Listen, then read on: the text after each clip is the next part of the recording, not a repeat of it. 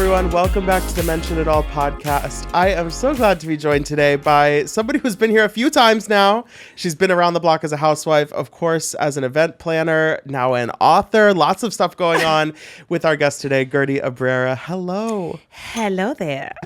Welcome back. It's always so good to see you. I'm so happy to be here. It's like full circle. It's been a while. Yeah. Right? It's your fourth season on the Yes. show. It's been like 4-ish years since you joined. Yep. What is it like now coming back for another season? Obviously, you've been in this Housewives game for a while, but you've been through a lot in your life in the last couple years. How did season 7 kind of come around for you? Did you handle anything differently? Did you approach it differently? 100%. This season, you see a different version of me. And I call her Guerdy 2.0. I had to name it because I'm like, you know what? I need to now identify as that bitch. Okay. And what happens is, when you go through tough times in your life, you start reevaluating yourself and the people around you. Mm-hmm. And this season, I came in with the motion of Guerdy's going to get her groove back and I'm going to have my girls behind me, hyping me up. We're going to have a good season. And I think you see from episode 1, which I'm watching live with the audience, behind my back, of what was said, what was the attitude of them receiving me back to the group. And that was the most hurtful thing, of course. And so I've learned a lot, and I've learned a lot. Yes. Yeah, I've talked with lots of people who have been on Housewives and other shows about kind of that experience of watching the show back and obviously reliving what you were there for, but then also seeing stuff that you weren't there for. And this Miami group, there's a lot of talkers, a lot of chatter. Absolutely. But this season is weird. I feel like I'm going to call it weird just because, the behavior of some of the group is very similar. The talking points are similar. And there's just a slant on truth that people are believing. For what purpose and motivation, I don't know. But I had to only take care of me. And so you see me now walking the talk that I talked, because last year you saw me just beating cancer and just being like, I'm going to be this new person. I'm releasing what no longer serves me. And now I'm walking that talk. I am doing it. And it's hard because it's not the old Guerdy. And maybe it makes people uncomfortable because now there are guardrails and boundaries. And they may not like it because they used to be able to play in my face before. And now I'm slapping their hand on the wrist and saying, not today, Satan. Thou shalt not pass. And that's the way it's going to be from now on. And that's that. Yeah. Get used to it. Last season, it was just so impactful to watch you going through that journey with cancer and everything, really in real time. Some of those scenes were so raw and so, emotional. And so this season, it's refreshing to see you obviously in a better place with your health. Yeah. You're, with your family and, just your life, and you're so vivacious and everything. But then knowing that maybe isn't reflected in some of the relationships on the show. It's a double-edged sword. It's just, if we're going to play the game of truth and dare, let's stick to the truth. And that's all I'm asking for. Because at the core of it, you may feel a certain way about me. You may do whatever. But one thing I am not is a liar. And when, someone wants to slander that character of mine, and the basis of their argument or their cause is all based on a lie that's easily able to prove by just going, but that's not what you said. That's not what happened. And they are so emboldened to think, because I have a count of 4 backing me up, I'm going to be able to perpetrate these lies. It doesn't work that way. It doesn't work that way. And the fact that the anger and the level of it that came my way at that wedding party for Marysol was just astonishing to see. Like, the whole thing's based on a lie, and then you come at me victimizing yourself as if I am the one that is at fault by trying to be there for you on this cruise. It's really hurtful, and it's sad. And I'm just kind of like, we're not going to play this game. I don't want to take it to Delulu land. I don't want it. I want to stay here on Earth where the truth lies. Okay? I'm curious for you. So you guys had a bit of a longer break between season 6 and season 7, the filming. And I'm wondering for you, in that time, the off season, were there things happening or not happening where you kind of sensed some of the winds of change for this season? Are you ready for an exclusive? Give it to me. Sequence matter. This cruise that we went on and listened very carefully happened before season 6 reunion. If you watch the season 6 reunion, Julia is a ride or die. Larsa, you're wrong. That's not what happened. And she's my friend. She's my friend. We even go to dinner after the reunion. We then have that hiatus where we're texting each other, having no problem, no issues, nothing. So while I'm thinking I have a friend over this period, this person has been behind my back doing all of the work and going on like a Taylor Swift tour, the Slander tour, I don't know, until the camera picks up and I'm baffled at what comes to me on camera. So that's where we are. Season 6 reunion, before season 6 reunion is when this cruise happened. Never had an argument about it. Nothing. It was just a text about a misunderstanding of what happened on the cruise. And it was like, oh, my bad. I'm sorry. Okay, no problem. I'm good. Right. A year passes and here we are. And I think that's the complicated thing. I mean, even if you weren't on a TV show together, when you have a friend and you have a misunderstanding or a disagreement, and then you feel like you've addressed it and moved past it, you don't want to have to think in the back of your head, like, oh, a year from now, if something comes up again, is this going to be used against me? And I think that's something with a group of this size and with all the different personalities, it's hard to feel like you have a lot of those like real, genuine friends that you can count on.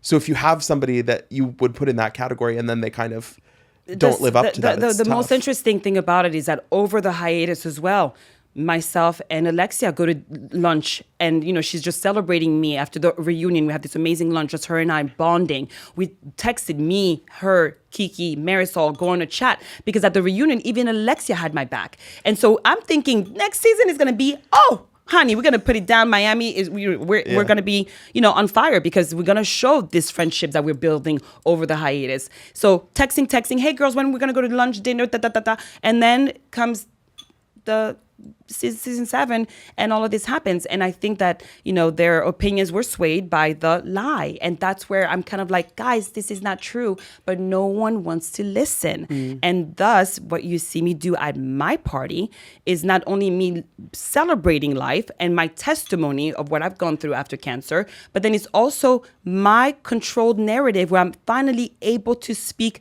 my truth my way. And so that's where I am. I had to, if not then when? It's my party and I can do what I want to, no? I'm curious. So when you came on the show, obviously it was this new era for Miami. You came in with Julia and with Nicole and Kiki also. Yes. That cast stayed the same for 3 years. And then Nicole left for this season. You guys had a lot of great times together. She makes a cameo very soon. I know. What was it like for you, though, knowing that she wasn't going to be in the group this season and kind of somebody that was that you had on your side for a lot of tough things? And by that point, you have to understand, after season 6, reunion, I didn't even see it like, oh, I'm going to miss Nicole because she's not going to have my back. It wasn't even like that because I started in my mind building these friendships organically with Alexia and Marysol, and so it was the dynamic was shifting, and so I of course wanted Nicole to stay, but I understood why she had to go and take care of her own stuff, and I was comfortable with the new dynamic because I'm like, we're gonna have a good time, right? We're gonna have a good time, right? So you're like, I'm gonna miss my friend, but I wasn't thinking had no friends. Yes. Yeah, it's so complicated when you think about all the different layers and dynamics and things, and even seeing Lisa and Larsa have their issues this season, both people that you have had some ups and downs with, let's say, and then you still have that instinct at Alexia's party where you're like, you just want them to have a conversation, have a chat. I don't know, honey. He's called Gilded Guided Conversations by Guerdy, or Mediator, Queen, whatever you want. And now I felt bigly, but it's the intention that matters. And that's who I am at the core. I've party planned for 20 plus years, and I come with good intentions. I want happiness. And that's to a fault my issues because I'm trying to people please. Come on, guys, you can do it. And that was a big failure, but it was funny. After watching it back, I'm like, what the hell am I doing in this conversation? Don't let him win. Yep, say sorry, Larsa. Nope. What the hell was I doing there? Nobody knows. Well, it was so funny because it was happening after this narcissism event, party, whatever you want to call it, had already kind of gone off the deep exploded into pieces. And here I am. I'm like, Hercules, come on, guys, we can do this. I should have given up on that big time. Yeah, but I don't know what happened. But, like, I guess in my way it was kind of like, I wished someone would have stuck up for me at that horrific event that happened at the wedding party for Marysol, where no one did anything and everyone just kind of like, okay, let's cut the cake now. I guess it was a reaction to that, and subconsciously I'm like, this is what I would have done. I would have said, hey guys, make up. What's going on? You try to fix it. Right. That it's or stop it.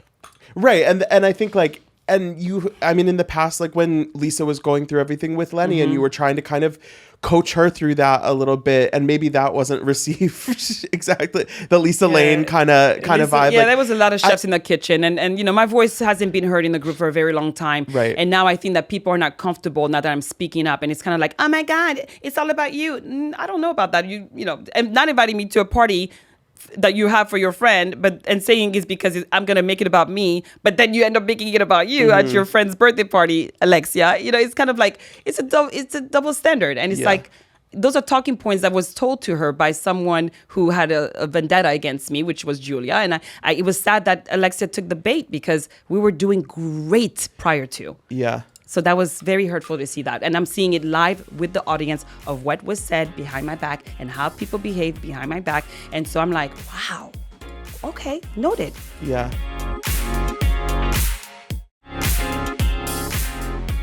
I think one thing that I was thinking of was when you had, at Marysol's wedding party, obviously an extremely intense, moment with you and Julia. That was so early into the season, and so I'm wondering, for you being so upset by that, and that was just a hard thing to be on the receiving end of, how did you kind of reset and say, okay, we have a lot of season left to go, I'm gonna be around Julia, I'm gonna be around everyone? How do you kind of say, here's what we're gonna do for the rest of the time? This was a me game. I had to say to myself, you did nothing wrong. You know where the truth lies, and you're gonna have to just rally your ass back up. And it took me 2 weeks to film again with to see her, and at the scene that we have this dinner where she makes a promise proactively. I'm gonna never talk about our situation to the group again. And then you see her at the goddess narcissist party. What if somebody, so. It took me 2 weeks to get back on my feet from that horrific event that happened at the wedding party. And I just said to myself, you came with the intent of just being positive and getting your groove back. We're going to stick to that intent, because that's all. I have no ill will. You never see me proactively looking for beef with people. I'm just reactive to when you bring stuff to my plate. So I was like, we're going to just stick to being a good person, kill him with kindness, keep moving. So even at the dinner with her and I, Julia, I'm apologizing for something that I didn't do, but I'm like, if I was out of pocket and I was unhinged of my clap back, yeah, I don't want to be that. I don't want to do that, of course, but I never got an apology for the lies. I got an apology for water being tossed in my face. The only apology that she gave me, now that I look back at it, I'm like, wait, she never even apologized. Yeah. So it's an interesting play. It's not fair, but I got to keep it moving. And I got to do me. So you see me literally lifting my spirits, coming in with good intention, still smiling and with grace, because I'm like, I'm not gonna go down like that. Well, and I think also just thinking about like the arc of the season and of your relationships in the group, it's like you don't want to have 6 months or 15 episodes or whatever it is of just having the same fight over and over again, or you feeling like your whole season is going to just be now washed away because you're But I don't look at it like what's good for the show, what's good for me. But Right. and maybe that's the way that different stroke for different. I don't lead with, well, the show's on 6 minutes. How many longer? I don't consider it my job when I committed to tell you my unscripted life. So I'm coming in. I think I've been pretty good at it to be really raw, and maybe it's uncomfortable for some viewers. Like, oh, I don't want to hear about this cancer thing, but it is life, and we got to stop the stigma of like not wanting to hear the C word. 1 in 8 women is going to have cancer or dealing with cancer. We're going to have to deal with it. So that's my life. That's my testimony. And I'm going to live it. And so for me, it's kind of like, I would do this, whatever I did on the show, I would do it in real life. And I'm living it the real way on screen for people to see and judge me if they want to. Yeah. Yeah. I was really curious going into the season to see kind of where you and Larsa went, because last year it was a lot. And now that one I had a strategy for. I was prepared on that one. Larsa was here a few weeks ago. Okay. Oh, God. And I was like, you took a lot of heat last season for the way you handled this cancer diagnosis. And she said, this is like 3 weeks ago still, that you dragged her for a whole year for trying to do something nice. Yeah. I mean, I got dragged a whole year for me trying to do something nice for her. And I just was like, we're still in that place. That's where she's at, and that's where she'll, I guess, remain for the rest of her days. That's sad, and I hope that I hope you well. I think that keeps her up at night. I don't know what to tell you, but let me tell you something. What was the nice gesture that she was trying to do? She was trying to do something nice, and that was. Look. No, because I heard something about a spa, and Mama ain't never been to no spa with Larsa, honey. But we're gonna keep that same energy. Okay, thank you for the good happy thoughts. You know what my strategy is with Larsa? Larsa's a good time. She's, when she's up and we're, having a good time. So I said to myself, we're going to close the door to any deep conversations, and we're going to move over to just good time. So Larsa's my good time girl. When I see her, hey girl, hey, okay now, yep. Mm-hmm. And we keep it moving. And that's fine. And we worked really well doing that. So we're fine. I think that's healthy in an environment like this where you realistically are not going to have a deep relationship with everyone, and you've known these women now for several years. Yes, 6 years. And so you kind of start to think it's like, okay, I've spent a lot of time around this person. We've gone on trips together. We've done, interviews and reunions and all of that. And like, if we were going to have a close bond, don't you think that would have happened in the last 5 years? Exactly. So you live and you learn, and that's that. So there's no, I can't retain stress.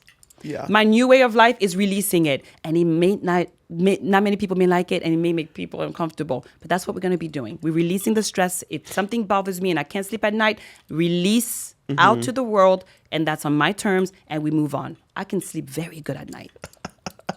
I can sleep very well. So I'm curious then, when someone new comes into the group, we have our first new housewife in a long time on Miami this season, Stephanie. Yep.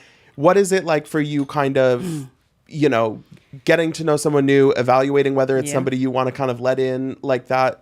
What was that like? Well, Stephanie came in hot, and that was a good thing for the group. It created a little spice, an added spice that I think we needed. And because, she's going to call a spade, and that's where some people may like it and some people may not like to be called out on what it is.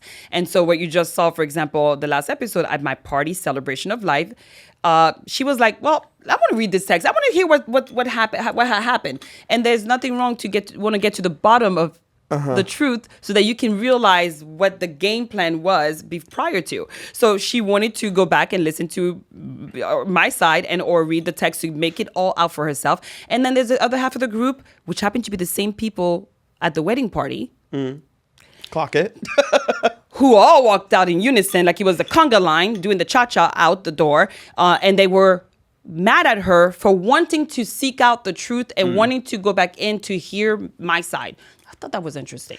So I was like, oh. Okay. Yeah, because to me, I always appreciate when someone new joins a show and says, okay, like, maybe I had a friend before this, or, maybe I knew somebody coming in, but I still want to, like, get to know everyone, see what's happening. That was very smart of her to have done that. Do my research before I, make any bold statements or whatever. Yes. And it sounds like for you this season that having that kind of like open mind joining the group is something that you kind of needed, because maybe the people that you thought. Here's what I'm going to tease. Here's that party that I threw is at the core center of the trickle-down effect moving forward. Okay. A lot of stuff has to do with what happened at my party and the things around it and the narrative that some people are trying to create around it or not. So mark my words, there's a lot to be seen where you see some people's intentions and they're hardcore. I'm not going to even read. I can't read today. Ooh.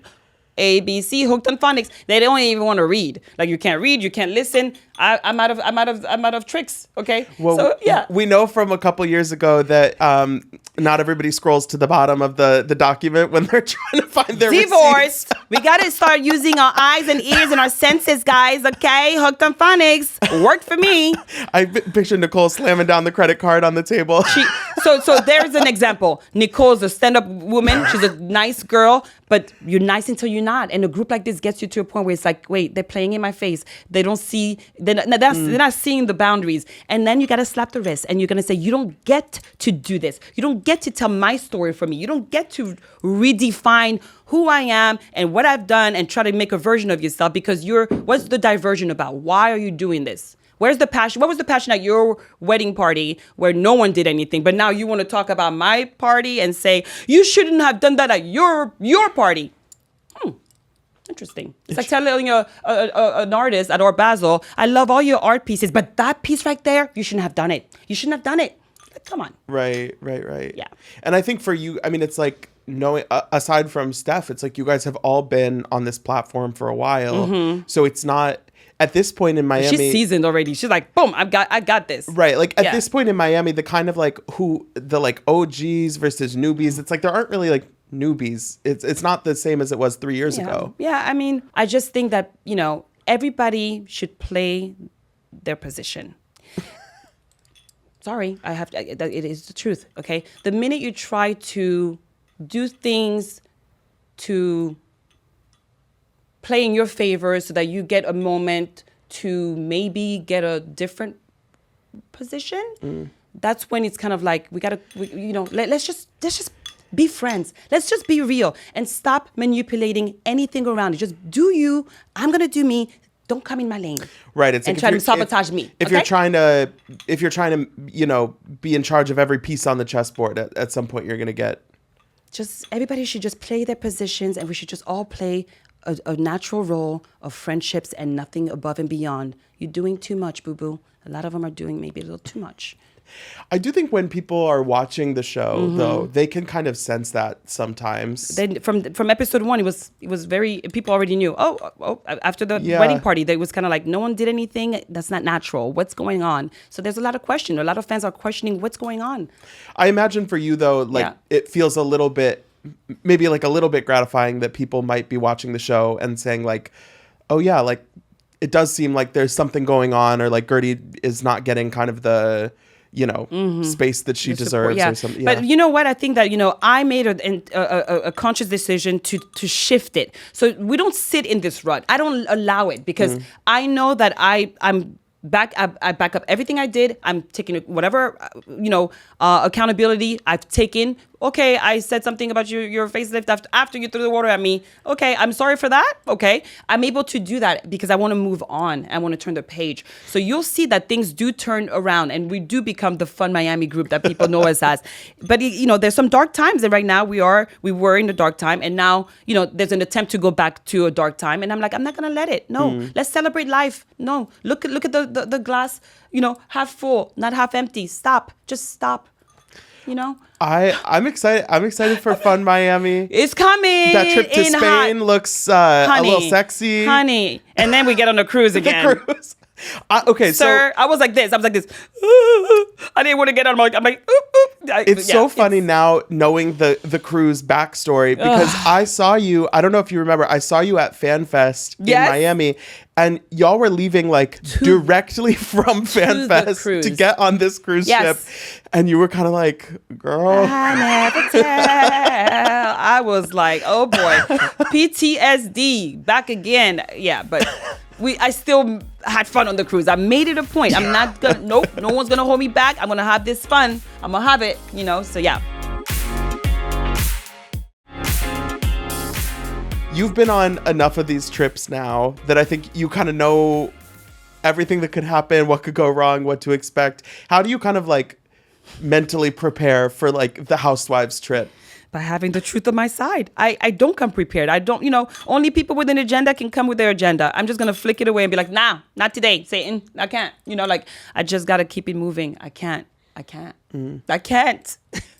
I just saw the other day somebody posted like a picture from one of the boats in Mexico City that you guys went on. Oh yeah. Oh, And the gondola ride. All the comments were like flooded with like, don't feed chicken to the dog, or like, don't go on the doll island. My friend. Oh my gosh. That was scene, crazy. You could Guerdy. never see that again. It was a once in a lifetime episode. Like it was just out of body experience. Yeah. Watching it even. And It I was sick. I was like, crying with I Julia know. 1 second, consoling her. And the next thing I know, I'm like, the boat is shaking. And I'm like, yeah. And then the dog's barking, the mariachi, honey. It was a thing. Someday you got to go back to Mexico City and like reclaim it. I don't know about that. I'm going to leave it in Mexico. I can't. You have a lot going on, as always. I do. Yeah. On the show, your business, your book that you just announced that's coming out later this year. Talk about the book and how that came about and what that process was like. I've been working on this for quietly. Nobody knew I was working on this. I wanted to keep it mine because I just didn't know how it was going to pan out as I wrote it. I wrote this book in a very interesting way, one therapy session at a time. Every week, I would have my full hour session. And then from that session, note take right away. So that's why I'm crazy, And literally, it brought me from trauma to trophies. And actually, I think you'll see me, as you see, Russell and I had a couples therapy. And then it led to Russell saying she really has some trauma that she has not dealt with. And so you'll see me go into personal. And I think even in that scene, in that session, I say, oh my God, so all that stuff and Guerdifying from, the bad into good. It's like from trauma to trophies. So I had the title out loud on the show. And then it all made sense. And I just started working on myself and figuring out, who the hell are you? Who the hell are you after cancer? I can't look at pictures of you with hair. I don't know this girl. I can't grow my hair back because I still have these hot flashes because I'm on a 5-year medicine plan that gives me the worst flushes. And then I counter it with another pill that tries to balance it out for 7 hours like Cinderella. It's like people don't know. Like they're like, oh, she's just trying to, be the poor victim with her hair. I'm like, you don't even know why I can't wear wigs again. Like we need to start listening and educating ourselves. So that when we see someone with no hair, it ain't like, she's trying to get attention. No, my friend, it's because I'm about to look like Louis Armstrong in 3 seconds. Well, first of all, you could never look like Louis Armstrong. I don't know. Guerdy. I tried to grow my hair out. So when we were in Japan, I decided, let me see what happens because I have a little receding line of hair that won't grow back after chemo. When I tell you, Russell was like, no, I think you need to start shaving it back because I was looking like my father with breasts. Receding hairline, like this part does not grow. And then all of this grows. So it's like, hi, baby, good morning. And Russell's like, oh, hey, good looking. So I was like, yeah. So. I do have to ask, you rock the bald head, let me tell you. But the silver confessional, like, what's the story there? It was a god. What was the story there? I went big and I think I needed to go home. So it was galactic, chic-ish. I thought, some people loved it, some people didn't like it. But you know what? It's fine. Some things don't register well on camera. Okay, give me grace. We love a big swing when you try something. It was swinging. And then but the goddess party, that silver hair worked with that outfit. Right. It was a one and done thing. I think. Yeah. We'll see. You have to turn a lot of looks on Housewives, and they can't. Yeah. Not everybody's gonna like everything. Exactly. It's all good. We all had our fashion faux pas. Okay, so rest of the season, we've got a lot to look forward to.